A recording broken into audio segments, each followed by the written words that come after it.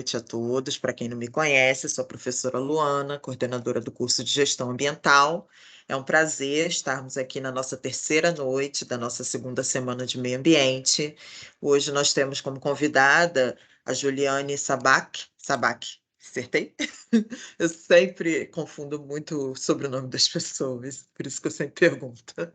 É, a Juliane, ela é geógrafa, né? Tem aí uma experiência grande com educação ambiental, inclusive eu conheci como aluna, né? Fazendo um dos cursos que ela ministrou.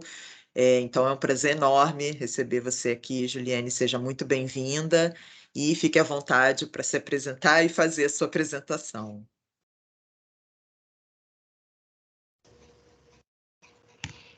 Oi, gente, boa noite. Tô só botando aqui o celular no não perturbe para não ficar barulhinho aqui. Então, uma boa noite. Eu sou Juliene. Atualmente sou mestranda no curso de pós-graduação da ENSE, que é a Escola Nacional de Ciências e Estatísticas do IBGE, na área de população, território e estatísticas públicas.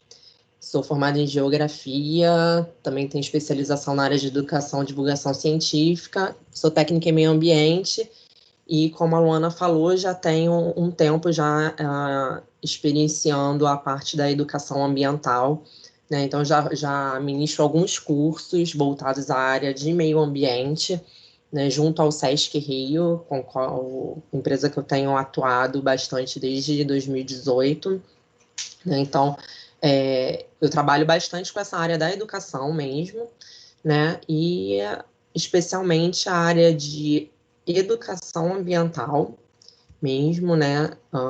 E também com a divulgação científica, ambos lá dentro do SESC. E na divulgação científica também sempre tento buscar um pouco para esse lado do meio ambiente, né? Que é a área que eu mais me aproximo mesmo com os meus trabalhos, com os meus estudos, com as minhas pesquisas, né? Para a apresentação de hoje, né, eu vou mostrar para vocês um pouco da minha pesquisa que eu estou fazendo lá na ENSE, que é voltada para a parte de gestão de território, mas também muito envolto com essa parte do meio ambiente, né? Então, pensando em a gente fazer uma educação ambiental, né, um pouco mais crítica, a gente pegar um pouco da parte de meio ambiente voltado também para a questão do território, né, que essa minha pesquisa ela vai se voltar. Então, eu venho trabalhando com isso, né, nesse lado dessa pesquisa, junto com educação ambiental e gestão do território, desde a minha monografia na geografia, né, que a geografia, na verdade, é a minha segunda graduação. Então, desde da monografia, eu venho trabalhando com essa questão e venho trabalhando com Baía de Guanabara e Ilha de Paquetá. Né, Ilha de Paquetá, porque eu cresci na Ilha de Paquetá, tem então uma questão, né, de aproximação com esse lugar, né, com esse espaço geográfico.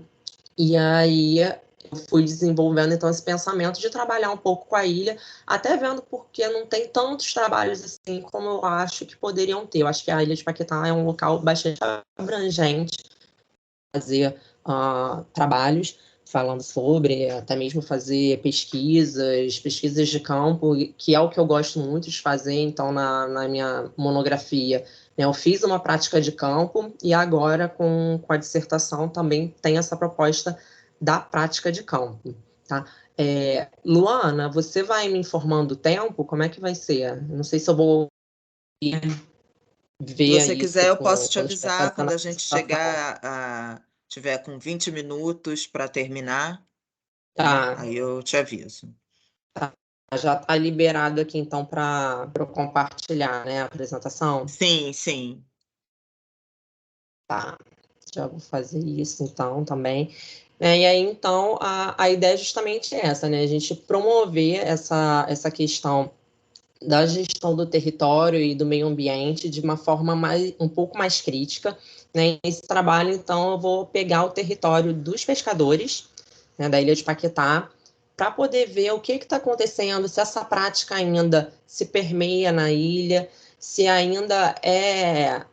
eles ainda conseguem manter essa prática da pesca, né, como uma profissão, como que está essa relação, então, desses moradores de Paquetá, especialmente com a colônia de pescadores da ilha, se ainda eles conseguem ter essa prática da pesca e se eles conseguem sobreviver da pesca. Tá? Então, o trabalho ele vai ser com esse viés. Vou compartilhar aqui.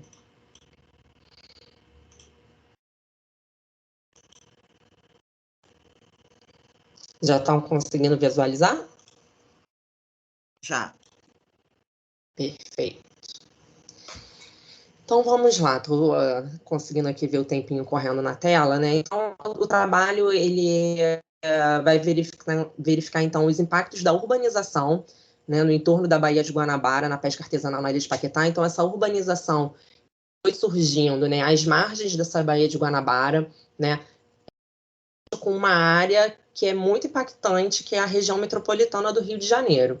Né? A gente tem uma região metropolitana muito densa, né, populacionalmente, então a gente tem os territórios com muitas pessoas, muita gente, e a Baía de Guanabara é um território também de muita riqueza biológica. Né? E aí essa riqueza biológica ela vai, às vezes, se degradando, né, conforme esses impactos que vão surgindo da urbanização e a urbanização junto com a industrialização também. Né? A área em volta da Baía de Guanabara ela é muito habitada e ela também possui muitos empreendimentos industriais.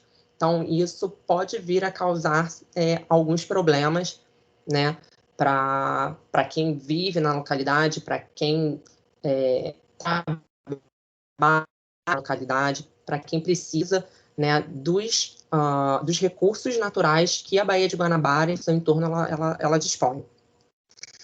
Então, uma breve introdução, né? Essa degradação da Baía de Guanabara ela começa a se intensificar a partir dos anos de 1960, né? Quando o Rio de Janeiro ainda é a capital do Brasil, né? A cidade do Rio de Janeiro, ela ainda é a capital do Brasil, né? E aí a gente tem muito a questão da migração, né? Especialmente da região Nordeste, da população da região Nordeste vindo para o sul e sudeste do Brasil, especialmente Rio e São Paulo. Então, esse entorno de Guanabara, essas cidades que ficam nesse entorno, elas vão sendo bastante ocupadas, né? A gente vai ter uma população muito crescente, né? Especialmente nessa época, né? E depois também com a efetivação, né? Da criação do estado do Rio de Janeiro, a gente vai ter uma região metropolitana muito densa. Né? Então, a população em torno da Bahia atualmente, né, ela é de aproximadamente 11,3 milhões de pessoas, e desse total, né, 8,4 milhões estão na bacia hidrográfica da Baía de Guanabara. Né? A bacia hidrográfica da Baía de Guanabara, né, ela tem uma série de rios, né, grandes e de médio porte que vão desembocar na Baía de Guanabara, né, e que muitas dessas populações vão utilizar, né, desses recursos aquáticos dessa baía, né, dessa região hidrográfica também. A Bahia recebe diariamente, por conta de dessa crescente população em torno dela, muito esgoto, né? Muita da nossa rede de esgoto no Rio de Janeiro ainda não é tratada, né? Então ela vai recebendo aí esgotos de mais de 10 milhões de habitantes, né? E de materiais químicos também de 12 mil estabelecimentos industriais, né? E da cidade do Rio de Janeiro e de outros 16 municípios.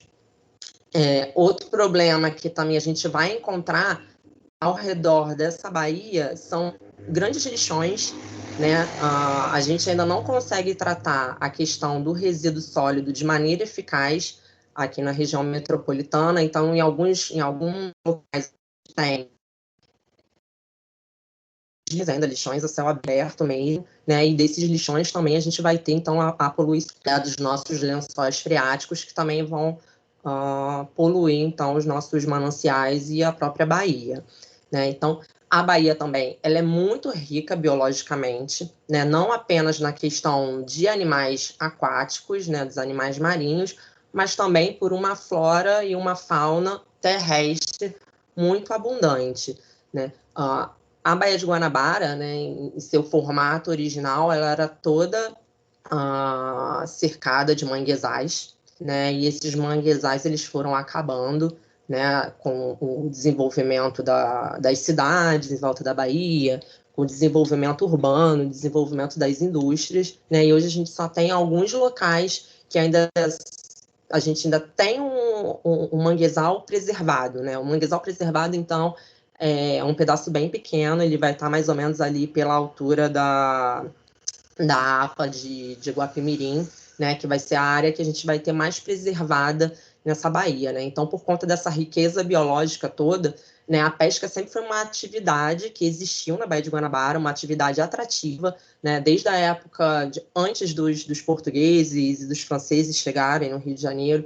Então, já era uma prática muito realizada pelos indígenas, né, e aí com a chegada dos outros povos estrangeiros, essas práticas também foram se adaptando, né, e então elas sempre existiram e sempre foram uma forma de sustento de muitas famílias e muitas comunidades quilombolas também, que existem algumas em volta da Bahia, né, e essas comunidades pesqueiras elas foram se intensificando, e só que hoje em dia a gente já tem alguns problemas, né, por conta desses problemas ambientais da Baía de Guanabara que vão impactar fortemente nessa pesca artesanal, né, que essas comunidades de pescadores artesanais que a gente tem, né, que esses pescadores artesanais eles trabalham de uma forma muito menos degradante para o meio ambiente do que uma pesca industrial, por exemplo, né, a quantidade, o tamanho das embarcações é muito menor, a quantidade de peixes e outros animais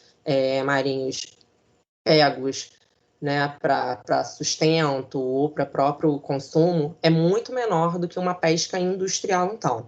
Tá? Então, são vários os mecanismos que estão ali dentro da Baía de Guanabara que vão impossibilitar, né, ou possibilitar de alguma maneira um pouco mais precária para que essa pesca artesanal ela continue predominando dentro da Baía de Guanabara. Tá? Eu tenho um mapinha aqui, ele não está com uma imagem muito boa, eu peguei do Google Maps, né, para a gente poder dar uma olhada no tamanho dessa Baía de Guanabara, né, a ilha de Paquetá ali no meio, eu fiz esse traçado vermelho para a gente poder ver uma distância, né, do centro do Rio de Janeiro, da Praça 15, que é onde saem as barcas, até a ilha de Paquetá, isso dá mais ou menos uns 16 quilômetros, né, a gente tem do lado... aqui do lado esquerdo, a Ilha do Governador, né? Então, aqui, do seu lado esquerdo, embaixo no vídeo, a gente tem o Rio de Janeiro, cidade do Rio de Janeiro. Um pouquinho mais para cima, a gente já tem Duque de Caxias. Um pouco mais à direita, acima no vídeo, também a gente tem o município de Magé. Próximo a Paquetá, a gente tem a Estação Ecológica da Guanabara e tem também a APA de Guapimirim. Né? Atrás dessa APA, né, e ao lado, a gente vai ter as cidades de Itaboraí, São Gonçalo, e aqui no iniciozinho, já para a saída da Baía de Guanabara, a gente tem a cidade de Niterói. Então, são cidades muito grandes e que vão impactar bastante essas águas da Baía de Guanabara. Tá? Nesse outro mapa aqui, eu trouxe um mapinha aqui mostrando, né, essa região da bacia hidrográfica da Baía de Guanabara, né? Então a gente tem essas cidadezinhas amarelas, onde se encontra essa bacia hidrográfica, né? E dessa bacia hidrográfica, esses rios eles vão desaguar aqui na Baía de Guanabara. Aí, como eu estava falando, esse grupo de pescadores eles vai ser um grupo bastante impactado, né, por toda essa degradação, poluição por resíduos químicos, né, os efluentes líquidos das grandes indústrias. A gente tem, dentro da Baía de Guanabara, né, alguns polos industriais da Petrobras, por exemplo, né? A gente tem tubulações também de oleoduto que passa por debaixo das águas também da Petrobras, que vai levando de um lado para o outro. A gente tem muitos navios, esses navios também apodrecendo dentro dessas águas. São muitos os navios, nem sei a quantidade de navios que tem, mas se você pegar uma barca e for cruzar para ir para Paquetá, vocês vão ver que a quantidade de navios é enorme. Muitos desses navios estão abandonados, então também eles vão se degradando e também vão colocando poluentes dentro da Baía de Guanabara, né? E isso tudo vai prejudicar com que essa rica fauna existente dentro da Baía ela vá se contaminando e também se perdendo, né? Então, por conta desses fatos, né, que é necessário a gente compreender, então, esse processo de ocupação desse entorno da Baía de Guanabara, seja pela urbanização, seja pela industrialização, que vem transformando e impactando esses territórios pesqueiros, né? Então, é nessa direção que a gente vai projetar um olhar atento a essas práticas e vivências da comunidade da pesca, né, para a gente poder, então, repensar, né, as nossas práticas e tentar valorizar esses territórios que, além de serem territórios de pesca, também são territórios de proteção dos ecossistemas, né? Como eu falei, na pesca artesanal, a gente não vai ter um ato profissional tão degradante como a gente tem numa pesca industrial, por exemplo, tá? E aí pensar em Baía de Guanabara e não visualizar que vivem pessoas nela, que delas sobrevive também, né, é um pouco sem sentido. A gente precisa pensar que a Baía de Guanabara, além de ser um local que você pode, né, como tem tanta indústria, você tem que pensar também que ela é um local de pessoas que vivem dela, né, que se alimentam dela, que tiram seu sustento dela, e aí a gente tem que pensar, então, novas práticas de melhorar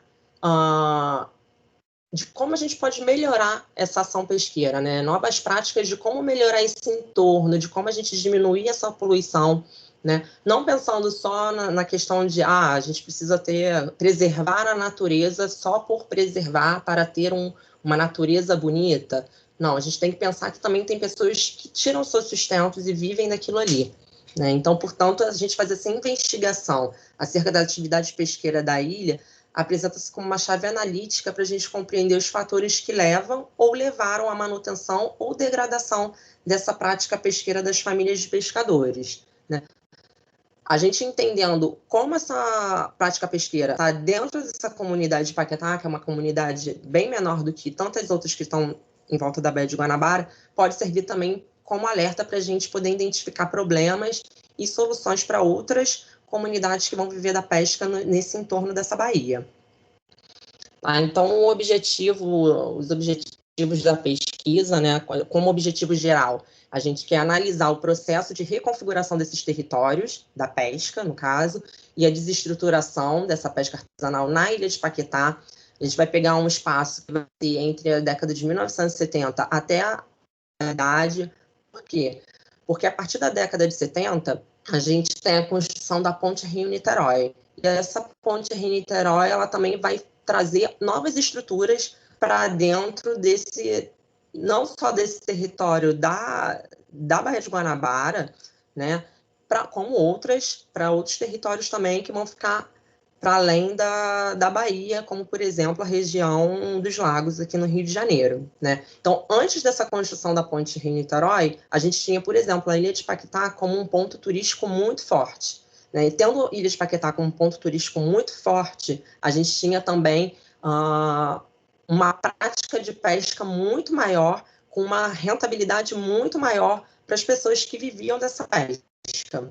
Tá? A gente fez a marcação de tempo para a gente poder verificar como era antes e como ficou depois dessa construção dessa ponte Rio-Niterói, né? E aí, como os outros objetivos, os objetivos específicos vão ser analisar essa presença da pesca artesanal na Baía de Guanabara, os principais fatores que vão ameaçar essa reprodução social e cultural desses trabalhadores, compreender a relação entre a urbanização e a metropolização da Baía de Guanabara, e investigar a presença histórica contemporânea da pesca artesanal na Ilha de Paquetá, a fim de identificar os processos que teriam levado à sua desestruturação ao longo desse tempo, né? Então, como que era essa prática antes dessa ponte de Niterói e como ficou essa prática depois? E ver também, né, quais são esses pontos, além dessa ponte Rio-Niterói, que vai tirar um pouco desse turismo de Paquetá. Será que somente a ponte Rio-Niterói que tira esse turismo de Paquetá? Quais outros aspectos também que levam a essa perda de turismo, né, e meio que abandono dessa ilha de Paquetá? E aí, para os processos metodológicos, né, a gente vai tratar de 5 formas, né, que é a pesquisa bibliográfica, então, para poder desvendar esses impactos da urbanização e industrialização na região metropolitana. A prática de campo, que é muito importante, porque é na prática de campo que a gente vai conseguir ter o contato direto com esses pescadores e conversar com eles e fazendo a entrevista para a gente ver o que realmente eles têm de percepção sobre a realidade da pesca. E aí, essa prática de campo ela vai ser feita através dessas entrevistas narrativas, né, que são entrevistas que vão ser semi-estruturadas, então a gente vai ter algumas perguntas já estruturadas para a gente não se perder pelo caminho, né? Mas, além dessas perguntas, outras vão surgindo e outras questões vão se formulando também. Além disso, a gente vai utilizar um método de bola de neve, né, que é quando uma pessoa vai conseguir fazer a ligação do entrevistador, do pesquisador, com os demais entrevistados. Então, eu tenho, por exemplo, uma pessoa que é o meu pescador 1, que eu já fiz a primeira entrevista. Essa pessoa, ele vai me levar aos outros pescadores ou às outras famílias de pescadores para que eu possa conseguir maiores relatos para essa minha pesquisa. E também utilizando desse método regressivo, progressivo, né, que aí ele vai buscar fazer uma análise, né, da diversidade histórica e antropológica, né, dessas populações, levando em conta os aspectos que são fundamentais relacionados com a questão espacial, né, a diferenciação entre o espaço vivido, concebido e o percebido, que são conceitos muito utilizados por Henri Lefebvre. Então, a partir dessa metodologia dele, a gente também consegue traçar um marco histórico-geográfico para buscar essas informações junto a esses pescadores. A gente vai ver, então, ao longo do tempo, o que vem acontecendo para que tenha essa permanência ou não permanência desses pescadores na ilha de Paquetá.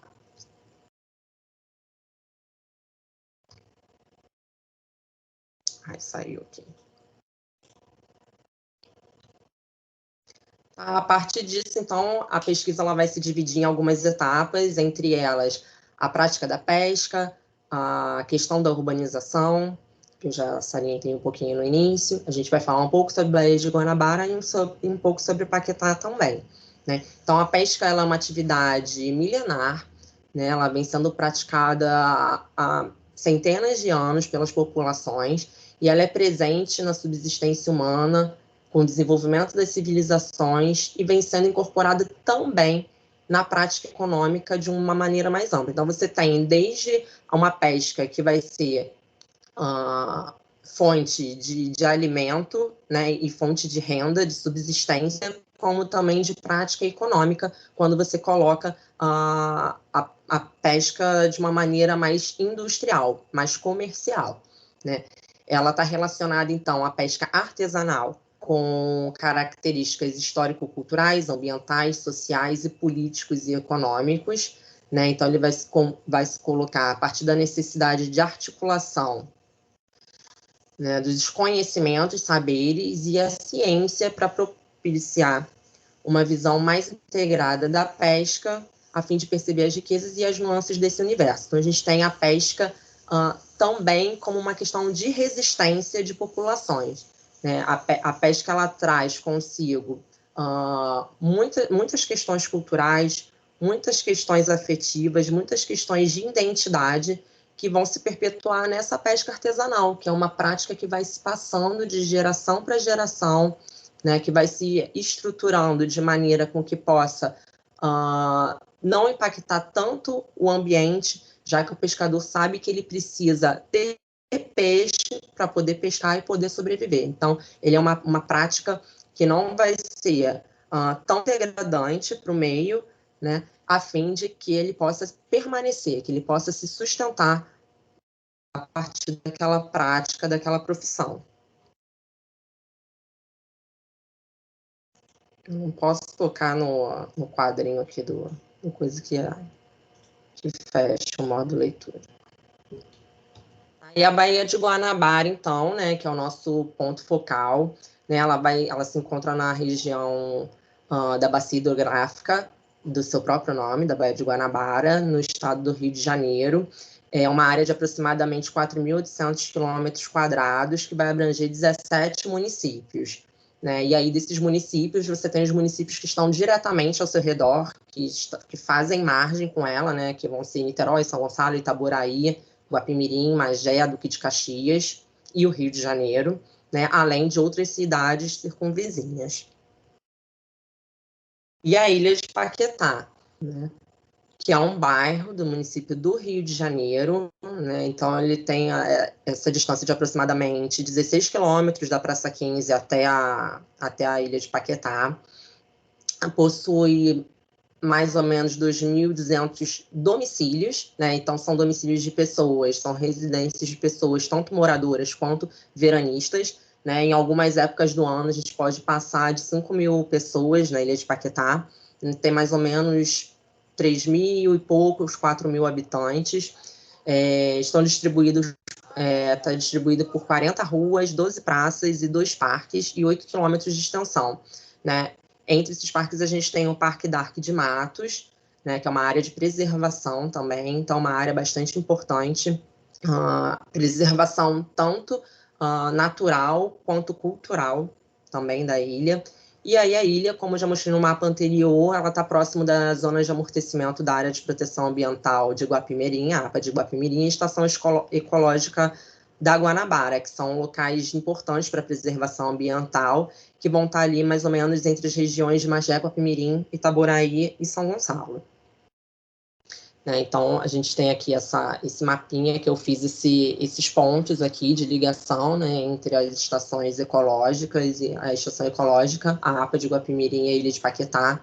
Então, da estação, isso aí dá em torno de uns 10 quilômetros, mais ou menos, de distância, então é bem próximo, né? Se a gente parar para pensar, é mais ao fundo da Bahia, então é uma área justamente onde você consegue encontrar, por exemplo, os botos, né? Os botos cinzas, que são símbolos do Rio de Janeiro. Eles se encontram nessa região, mais ao fundo da Bahia, e nesse canal também, que a gente chama de canal, que é essa parte que passa ao lado, aqui você olhando do mapa, ao lado direito da Ilha de Paquetá, entre Paquetá e São Gonçalo. Então, a gente tem um canal ali, e esse canal é que faz a entrada e a troca da água da Baía de Guanabara, né? Então, a água que vem entrando pelo mar, na boca da Baía de Guanabara, ele passa por esse canal e vai até ali o fundo, onde tem a APA e a estação ecológica, então é uma área com uma água um pouco mais limpa. Se a gente for para o lado esquerdo da Ilha de Paquetá, mais ali para o fundo, para a área de Caxias, atrás da Ilha do Governador, a gente já tem um local muito assoreado, de pouca troca de água, então é um local que tem uma água bem mais poluída, né? Então, essa troca de água nesse canal da Baía de Guanabara, que vai até lá dentro na APA, ela propicia, né, que a vida se restaure ali dentro da Baía de Guanabara, né? Ela propicia que a gente tenha uma qualidade melhor ambiental, né, para que a gente tenha, então, ali esses botos, por exemplo, que eles consigam, né, ficar ainda dentro da Baía de Guanabara, que eles consigam permanecer. Os botos, eles são muito sensíveis, né, então precisa razoavelmente boa para eles conseguirem se manter naquele local, né, e para a gente também ter alguma qualidade de pescado, de siris e caranguejos e camarões, que a Baía de Guanabara é bastante rica nisso. Tá? Eu já comecei a fazer essa entrevista com os pescadores, tá? Então, a gente tem a colônia de pescadores lá da Ilha de Paquetá. Ela atualmente não está oficializada, então, caso os pescadores precisem de algum benefício, por exemplo, eles têm que recorrer a outras colônias de pescadores na Baía de Guanabara, para poder dar uma entrada num auxílio, um auxílio defeso, por exemplo, né? O defeso é um auxílio que o governo dá para determinadas épocas onde não se pode praticar a pesca, né? Então, por exemplo, tem uma época que você não pode praticar a pesca do camarão, então você recebe o auxílio defeso até que você possa novamente fazer a pesca desse recurso, tá? Desse animal. A colônia, antigamente, ela abrigava uma sede, um salão de festas. Hoje em dia, essa sede ela não está mais em funcionamento. Ela teve um funcionamento bem lá para trás, antes da década de 80, quando ainda a colônia ainda tinha ainda era meio que oficializada. Então, você tinha uma estrutura de colônia mesmo, né, que é como se fosse uma estrutura de associação de moradores, mais ou menos, né, e aí existia, então, esse funcionamento. Hoje em dia, ela não está mais funcionando, então a sede não funciona mais, o salão de festas, ele agora até se encontra habitado por alguns moradores da colônia. O que acontece? Dentro do terreno da colônia de moradores, existem casas, né? Essas casas foram, os terrenos, eles foram cedidos para os pescadores, né? E aí, hoje em dia, você tem, então, os remanescentes desses pescadores que moram nesse espaço da colônia. Tem ainda uma capelinha lá dentro, que é a Capela de São Pedro, e o pátio, que ele vai atender, então, a festas e outras coisas mais, e reuniões que precisem ser feitas nesse espaço da colônia. Tá? Então, não há mais pescadores profissionais da colônia, que seja ali da colônia. Entretanto, a gente sabe que tem alguns pescadores na Ilha de Paquetá. Pescadores, quando a gente fala de pescadores profissionais, a gente está falando de pescadores que vivem realmente da pesca, né? Porque a gente sabe que o que a gente está vendo, por exemplo, né, por conta dos problemas que foram relatados pelos pescadores já entrevistados, né, que muitos desses pescadores acabam tendo outras profissões e aí a pesca acaba não sendo mais modo de sustento, né? E aí, entre esses principais relatos da entrevista, né, eles pontuaram que a poluição das águas, né, por conta de vazamento de petróleo, o lixo flutuante, o próprio esgoto que é jogado nas águas, a pesca predatória também vem sendo um problema recorrente. Então, você tem pescadores em traineiras, né, que são barcos grandes, que levam até, assim, levam muitas pessoas, algumas embarcações nem tão grandes, mas com 10 pessoas, por exemplo, que tem uma rede de arrasto muito grande, com uma malha muito fina, né? Essa malha, ela acaba passando e carregando vários animais diferentes ali, que nem sempre é o objetivo daquela pesca, daquelas traineiras, por exemplo, né? Então, ela seria uma pesca predatória, já que ela vai descartar muitas das espécies marinhas que tem ali dentro da Baía de Guanabara, às vezes para ficar com apenas uma espécie para vender.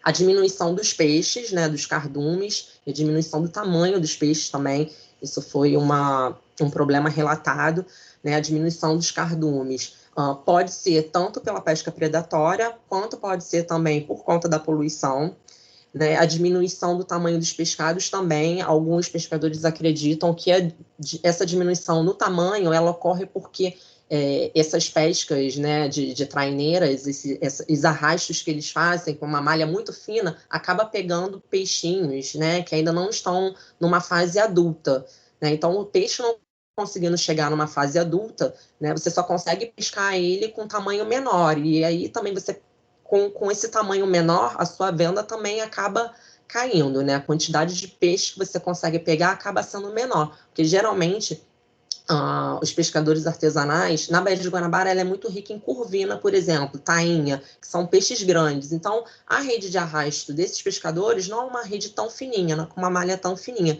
E eles não conseguem, então, capturar os peixes maiores. Eles acabam, quer dizer, eles até pegam os peixes maiores, né?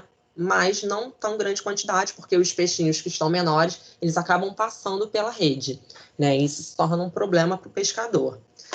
E isso vai acarretar, então, na diminuição da sua renda, né? Se você tem uma diminuição, né, na quantidade de peixes, né, que você vai pescar, na quantidade de camarões, seria o que for, você vai ter diretamente uma diminuição nessa renda. E aí, com essa dificuldade de renda, né, muitos pescadores acabam não mais conseguindo sobreviver essa pesca, né? Se você não tem uma renda fixa, né, logo você tem uma dificuldade muito grande em se manter naquilo ali. Então, se a sua pesca não é boa, o seu rendimento também não vai ser bom, e aí você vai trazer, então, prejuízos para a manutenção desse seu sistema de sustento.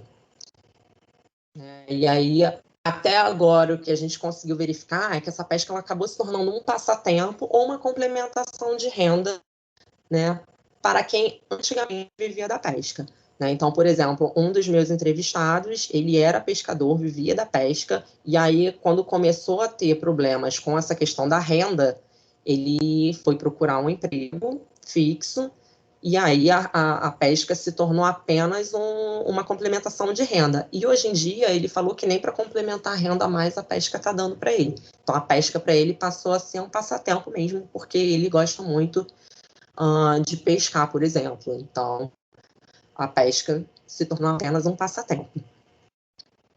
E aí algumas conclusões que a gente pode tirar dessa pesquisa até agora, né?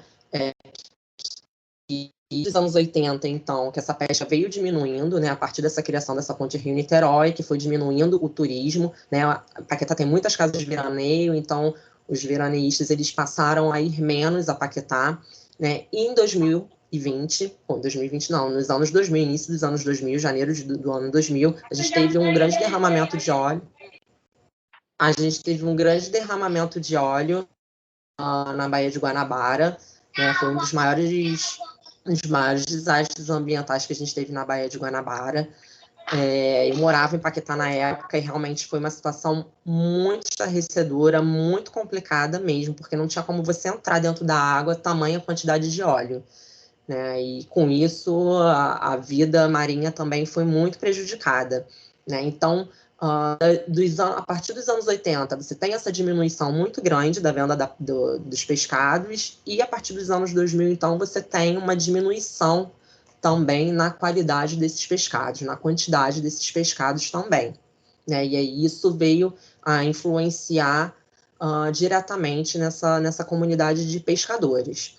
Alguns desses fatores vão se relacionar com essa intensificação da urbanização e da industrialização, né? Então, a urbanização fez com que aumentasse a poluição dentro da Baía de Guanabara, né? E a industrialização também. Então, com a indústria do petróleo, então, isso vai se refletir em problemas não só desse derramamento dos anos 2000, houve outros derramamentos de óleo também, dentro da Baía de Guanabara. E aí isso vai acabar impactando, então, os ciclos ecológicos, bem como a vida dessas populações que vivem diretamente desses recursos pesqueiros de dentro da Baía de Guanabara, né? E aí a gente vai se apoiar, então, nessas discussões acerca do processo que a gente já falou anteriormente, mais as informações coletadas na pesquisa de campo, né, para a gente poder compreender melhor, então, como que a gente vai conseguir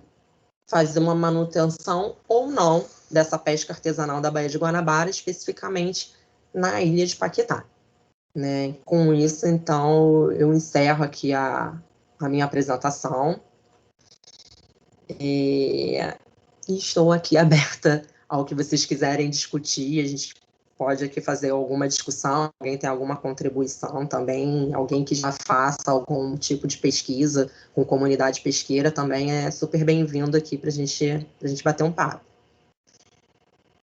Juliane, muito obrigada. Nem precisei alertar sobre o horário, foi perfeito. Eu fiquei olhando o tempinho aqui. Ficou dentro do tempo, ainda nos sobra aí um tempinho, se alguém quiser fazer alguma pergunta. Então, pessoal, alguém quer tirar alguma dúvida, fazer algum comentário, falar alguma coisa, pode levantar a mãozinha, ligar o microfone.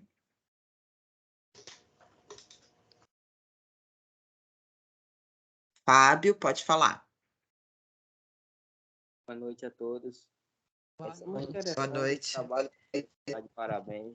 Realmente é um estudo fantástico. É entender como que é realmente, como que vive esse pessoal, não só como que diretamente uma pesca predatória, mas também como que as famílias devem, né? Para poder futuramente ter até como tentar ajudar essas pessoas de uma maneira, algum projeto social ou alguma coisa mesmo governamental, para que consiga se restabelecer novamente a vida como era nesse lugar, isso aí, né? Porque quanto mais se faz uma pesca predatória, e só vai diminuindo a quantidade de peixe, o ecossistema vai ficando mais pobre e vai cada vez mais ficando diminuindo. Aqui na minha cidade, que é Paraupebas, Pará, a gente tem um garapé que ele chamado um córregozinho que passa no meio da cidade, chamado Ilha do Coco. E esse garapé, quando começou aqui o início da cidade, era um garapé que era muito rico em peixe, de biodiversidade. Hoje, com a cidade crescendo, o esgoto foi jogando todo dentro desse garapé e hoje não existe mais peixe nesse garapé. Então, você vê somente as fotos, como que era, como que tinha muita diversidade de peixe nesse garapé, e hoje você acaba que você não consegue mais ver nada disso, porque a cidade foi crescendo e hoje o garapé fica no centro da cidade. Isso levou uma grande concentração de resíduos e lixos jogados, o esgoto, o desmatamento. Então, hoje a gente vê que não tem mais nada disso. Acabou completamente um ecossistema que antes era muito rico, que tinha muita diversidade nesse córregozinho. Então, as pessoas, inclusive, banhavam nesse garapé, era uma água limpa, uma água potável para se banhar. Hoje não consegue mais fazer nada nisso. Então, é muito interessante mesmo o seu trabalho aí. Parabéns, muito boa apresentação. Obrigada. Não, e ótima essa sua contribuição também, né? Porque a pesca artesanal, né, ela se permeia por dentro do Brasil, né? Nas beiras dos rios, né? São muitas as comunidades ribeirinhas que vão viver dessa pesca artesanal, né? E aí com o desmatamento, como você falou, né, com o crescimento das cidades, surgimento de novas cidades, né, esses recursos aquáticos acabam ficando extremamente prejudicados, né? A gente sabe que o Brasil ainda não tem um saneamento básico adequado, especialmente a região norte, né? Ainda sofre bastante com a questão do saneamento básico, né? Então a gente sofre muito com a falta de tratamento de esgoto, né? E é isso que você falou, o Igarapé, ele sofreu com esgoto, com desmatamento, lixo que a população vai jogando, é assoreamento que vai acontecendo, né? Muitos dos corpos hídricos acabam até sumindo por conta de assoreamento, né? Então, assim, pensar práticas ambientais também é pensar em práticas com o povo. A gente não pode... Muita gente pensa em questão ambiental relacionada somente com o que é a natureza, em preservação da natureza. Mas é a preservação da natureza para quê? Para quem? Né? A gente tem que preservar também porque tem pessoas que vivem de forma sustentável, né, desses recursos naturais. Então, é importante a gente pensar no que a gente está fazendo, né? Como que a gente está construindo as cidades, como a gente está urbanizando essas cidades, como que essa urbanização está impactando, né? Não somente no meio natural, mas na vida das pessoas também que já viviam ali. Né? Isso é muito importante. Obrigada. Obrigada, Fábio, Juliene. Agora a Isis está com a mãozinha levantada, pode abrir o microfone. Eu só queria complementar o que o Fábio e a Juliene falaram. Ainda tem a questão do... eu sou de São Paulo, eu estou aqui no Rio de Janeiro, mas a minha origem é do estado de São Paulo. E lá também, além da questão da poluição, da urbanização, tem questão dos aterros que, por conta do crescimento da urbanização, os aterros irregulares nos manguezais. Então, é um ciclo meio difícil de ser quebrado, porque você não tem mangue, você não vai ter mais, você não tem peixe, você não tem pescador artesanal, e ainda tem a questão do antigo Código da Pesca, né? Que virou Lei da Pesca e ficou uns 40 anos com uma lei que privilegiava a pesca industrial. Então, depois de uma geração inteira perdida assim, de pescadores que já vem sofrendo impacto da urbanização, não é um trabalho fácil. Eu entendo que os mais novos, também conforme aumenta a escolaridade das gerações, querem um trabalho menos exaustivo, buscam outras alternativas.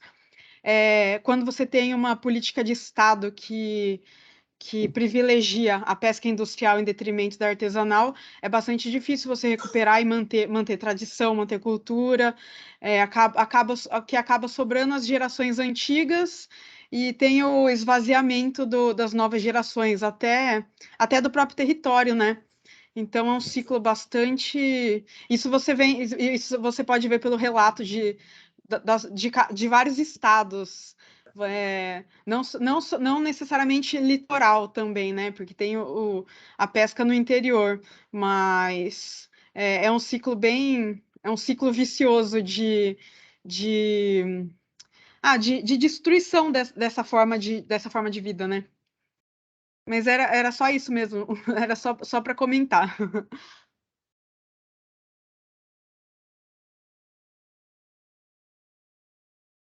Obrigada, Isis. Juliane, você quer falar alguma coisa? Não, é isso, né, que a Isis falou também, né, da gente, a gente não percebe os territórios, né, e a gente não se incomoda, não se importa com eles, né, a gente acaba não se importando realmente com as pessoas que moram naquele lugar, que história que elas têm com aquele lugar, né, e aí o problema da pesca artesanal, de você manter essa cultura, essa tradição, né, esse patrimônio, né, porque a gente pode até chamar de patrimônio cultural, né, que é um bem material que a gente tem, né, porque eles ali, as comunidades de pesca artesanal, elas materializam muitas coisas, né, elas estão ali, elas se materializam não apenas na pesca, mas também com a manutenção da cultura, na manutenção de preservação do lugar, né? Porque eles sabem que eles dependem daquele lugar, então é importante ter a manutenção daquele lugar, né? E aí, como a Isis falou também com a lei da pesca, né? Que você aí tem vários incentivos para a pesca industrial, né? Essa pesca industrial, ela vai acarretar muito problema para a pesca artesanal, né? Até por conta do que eu falei anteriormente, você tem embarcações enormes que têm capacidades muito maiores, né, de pegar esses pescados, né? Por mais que a gente tenha leis, muitas vezes essas leis não garantem, né, que a gente não vá fazer a pesca de forma errada, de forma equivocada, né? Mesmo com o período do defeso, por exemplo, são muitas as embarcações, né, que ainda saem para pescar, até porque muitos dos pescadores artesanais, como eu falei, quando você não tem uma colônia de pescadores oficializada, ele também às vezes não consegue se fazer dos benefícios que ele poderia ter. Então, quanto a pesca industrial consegue até ir para outros territórios de pesca, o pescador artesanal ele precisa ficar ali naquele território dele, ele não tem como sair daquele território dele, né? Então, se você tem um período de defesa, ele faz para manter a sua sustentabilidade, né? E outra coisa que a Isis falou, que foi também já relatado nas minhas entrevistas, essa questão dos filhos, dos descendentes, né? Os filhos dos pescadores, eles não querem mais fazer a pesca, tanto por conta, né, do acesso à educação, como também por conta do trabalho, que realmente é um trabalho muito penoso, muito desgastante, né? Um dos meus entrevistados disse que na época que dava muito peixe, que ele pescava muito, ele saía 3 vezes para o mar para pescar. Né, ele conseguia vender tanto que ele saía 3 vezes para o mar para pescar. Então, assim, o sono é pouco, né? A quantidade do sono é pouco, e o trabalho é muito. É você sair para o mar, é você jogar uma rede, depois você recolher essa rede, você pegar esse peixe, você limpar esse peixe, vender esse peixe. Então, assim, é um trabalho muito, muito grande, né? E agora a gente com acesso à educação principalmente aqui nos grandes centros urbanos, né, mais próximos desses filhos, né, eles realmente querem fazer uma outra coisa. E aí essa prática da pesca ela também vai se perdendo por esses motivos também, né?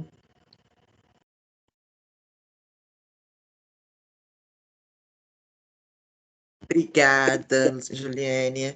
Bom, como a gente tem, né, nossa palestra começando daqui a pouquinho, nós temos tempo se alguém quiser fazer mais uma perguntinha. Jaime, pode ir.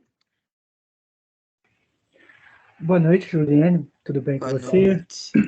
Pelo que eu vi, você já tem um diagnóstico preliminar da situação na Baía de Paquetá, na ilha de Paquetá.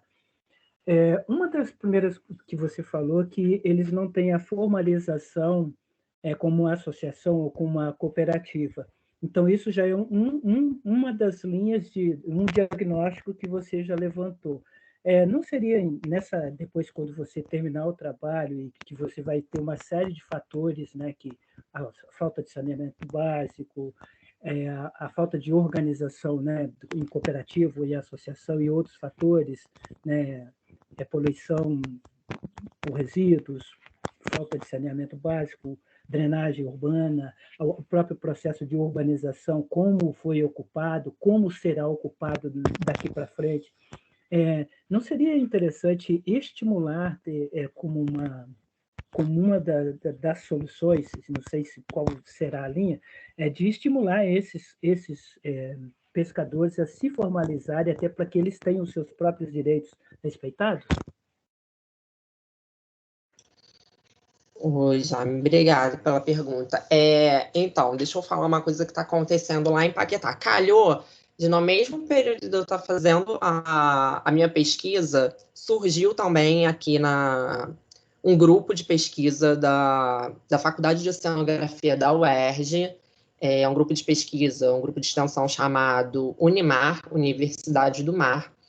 Eles vão fazer um trabalho bem interessante dentro da Baía de Guanabara, né? Então, a Universidade do Mar vai ser o quê?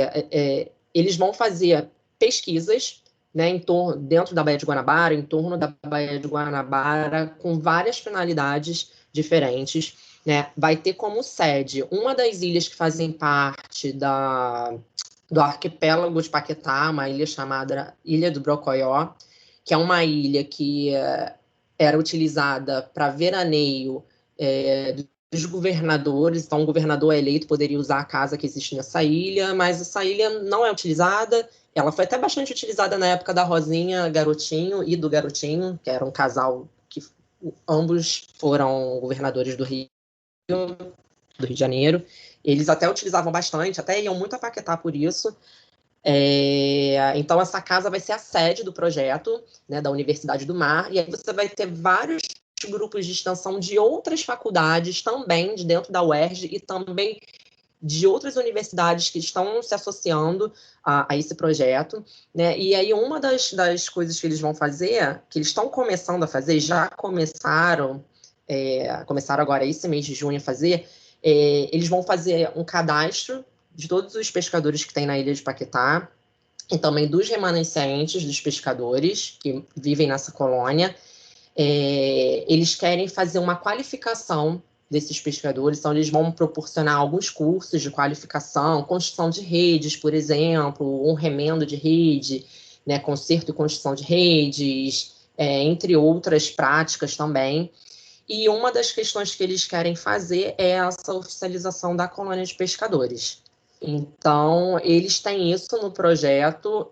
Eu vou meio que caminhar com eles em algum momento dessa pesquisa, né? Então, a gente vai acabar transitando um pouco juntos. Eu já entrei em contato com eles, já conversei, e a gente vai ter algumas coisas que a gente vai acabar fazendo juntos, mas a tendência é que a Unimar vá auxiliar nessa formalização dessa colônia de pescadores, porque realmente é complicado.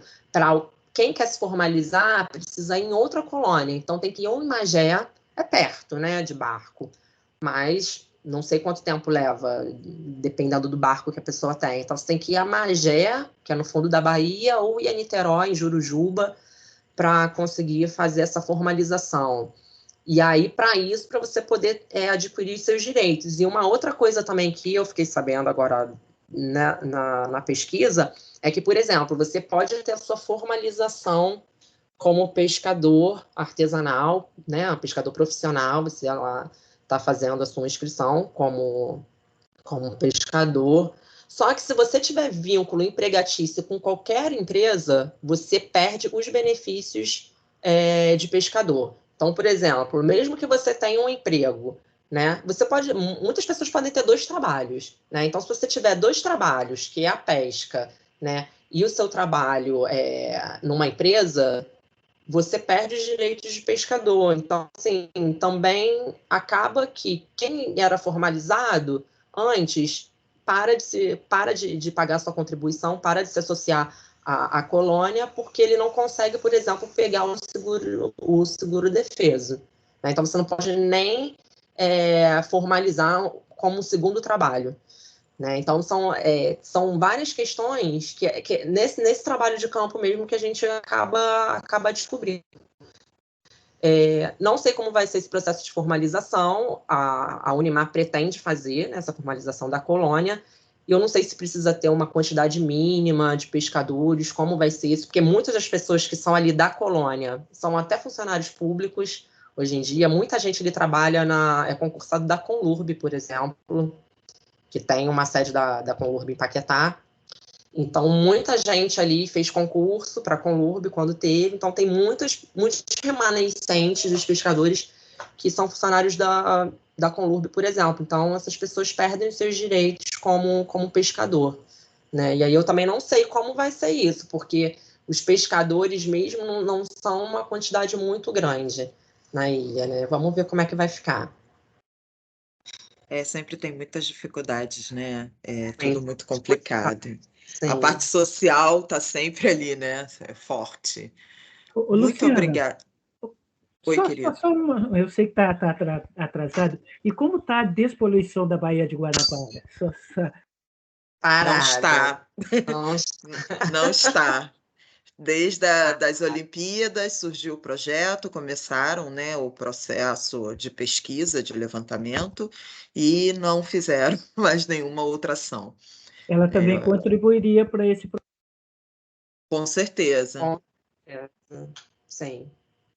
Bom, Juliane, muito obrigada novamente. Foi um prazer imenso. Espero que a gente tenha outras oportunidades, né? Estamos sempre aí promovendo alguma coisinha. Comunicado ao pessoal, eu enviei a lista de presença por e-mail. Quem não recebeu, por favor, me procure nos canais que vocês já conhecem. Vou deixar a Juliane se despedir para a gente poder encerrar por hoje.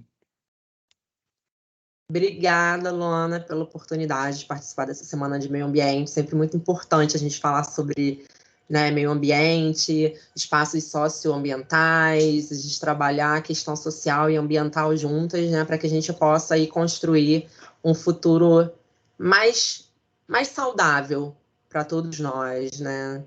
E é isso, obrigada. Quem sabe ano que vem eu não estou apresentando para vocês as conclusões desse trabalho, né?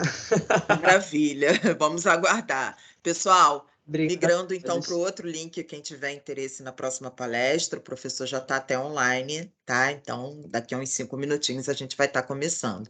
Juliane, se quiser acompanhar com a gente, se estiver disponível, grande beijo, muito obrigada. Encerrando a gravação.